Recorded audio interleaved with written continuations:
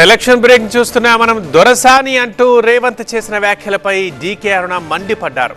మర్యాద లేకుండా మాట్లాడితే సహించేది లేదన్నారు. వ్యక్తిగతంగా దూషిస్తే ఊరుకునేది లేదని హెచ్చరించారు. అసలు తన గురించి మాట్లాడే అర్హత కూడా రేవంత్కి లేదంటున్నారు డీకే అరుణ.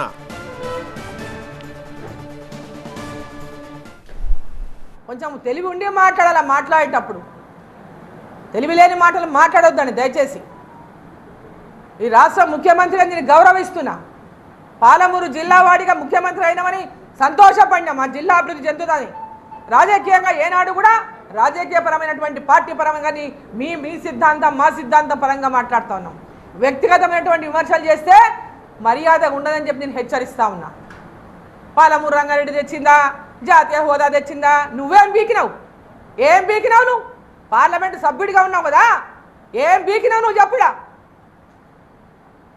అరే ఈ జిల్లాకు పాలమూరు రంగారెడ్డి తెచ్చిందే డీకే అరుణమ్మ, నీవు కాదు. పాలమూరు రంగారెడ్డి ఎట్టకేళ్ళు వచ్చింది తెలుసా నీకు? రేవంత్ రెడ్డి గారు తెలుసా ఎట్టకేళ్ళు వచ్చిందా పాలమూరు రంగారెడ్డి? ఎక్కడ ఉన్నావు నువ్వు ఆ రోజు? ఎక్కడ ఉన్నావు నువ్వు ఆ రోజు?